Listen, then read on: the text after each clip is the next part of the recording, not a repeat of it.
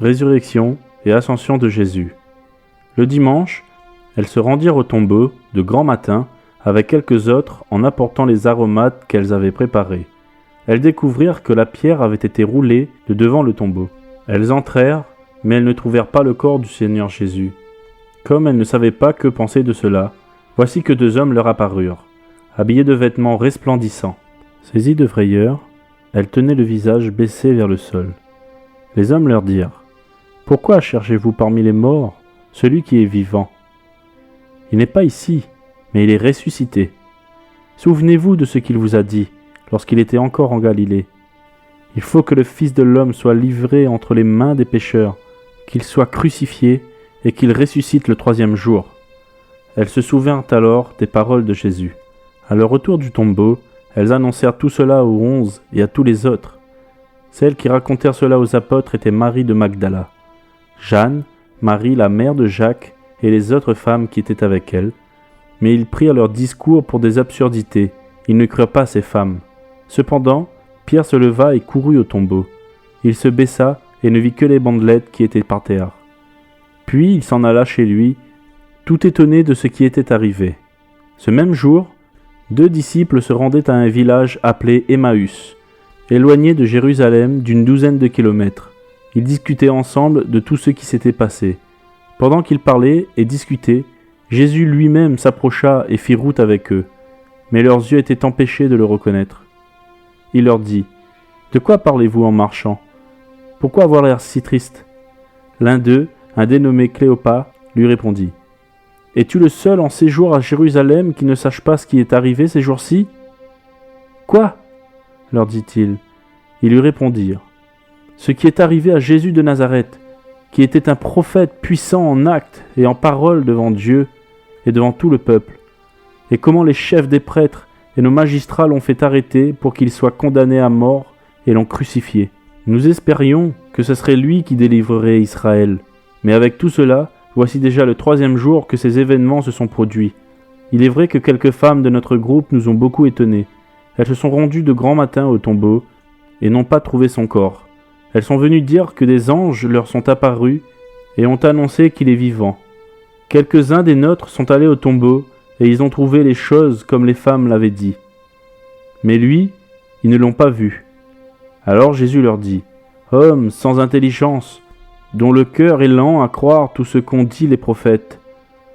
Ne fallait-il pas que le Messie souffre ces choses et qu'il entre dans sa gloire ? » Puis, en commençant par les écrits de Moïse et continuant par ceux de tous les prophètes, il leur expliqua dans toutes les Écritures ce qui le concernait.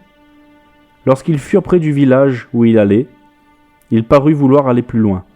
Mais ils le retinrent avec insistance en disant : « Reste avec nous, car le soir approche. Le jour est déjà sur son déclin. » Alors il entra pour rester avec eux. Pendant qu'il était à table avec eux, il prit le pain et après avoir prononcé la prière de bénédiction, il le rompit et le leur donna. Alors les yeux s'ouvrirent et ils le reconnurent. Mais il disparut de devant eux. Et ils se dirent l'un à l'autre : « Notre cœur ne brûlait-il pas en nous lorsqu'il nous parlait en chemin et nous expliquait les Écritures ?» Ils se levèrent à ce moment même et retournèrent à Jérusalem, où ils trouvèrent les 11 et les autres qui étaient rassemblés, et qui leur dirent : « Le Seigneur est réellement ressuscité, et il est apparu à Simon. » Alors les 2 disciples racontèrent ce qui leur était arrivé en chemin, et comment ils l'avaient reconnu au moment où il rompait le pain. Ils parlaient encore quand Jésus lui-même se présenta au milieu d'eux et leur dit : « Que la paix soit avec vous. » Saisis de frayeur et d'épouvante, ils croyaient voir un esprit, mais il leur dit : « Pourquoi êtes-vous troublés ? Et pourquoi de pareilles pensées surgissent-elles dans votre cœur ? Regardez mes mains et mes pieds, c'est bien moi. Touchez-moi et regardez. Un esprit n'a ni chair ni os. Comme vous le voyez bien, j'en ai. » En disant cela, il leur montra ses mains et ses pieds. Cependant, dans leur joie, ils ne croyaient pas encore, et ils étaient dans l'étonnement. Alors il leur dit : « Avez-vous ici quelque chose à manger ? » Ils lui présentèrent un morceau de poisson grillé et un rayon de miel. Il en prit et mangea devant eux. Puis il leur dit : « C'est ce que je vous disais lorsque j'étais encore avec vous. Il fallait que s'accomplisse tout ce qui est écrit à mon sujet dans la loi de Moïse, dans les prophètes et dans les psaumes. Alors il leur ouvrit l'intelligence afin qu'ils comprennent les Écritures, et il leur dit : « Ainsi, il était écrit, et il fallait que cela arrive, que le Messie souffrirait et qu'il ressusciterait le 3e jour, et que la repentance et le pardon des péchés seraient prêchés en son nom à toutes les nations, à commencer par Jérusalem. Vous êtes témoins de ces choses, et voici que j'enverrai sur vous ce que mon Père a promis. Quant à vous, restez dans la ville de Jérusalem, jusqu'à ce que vous soyez revêtus de la puissance d'en haut. » Il les conduisit jusqu'à vers Béthanie, puis il leva les mains et les bénit. Pendant qu'il les bénissait, il les quitta et fut enlevé au ciel.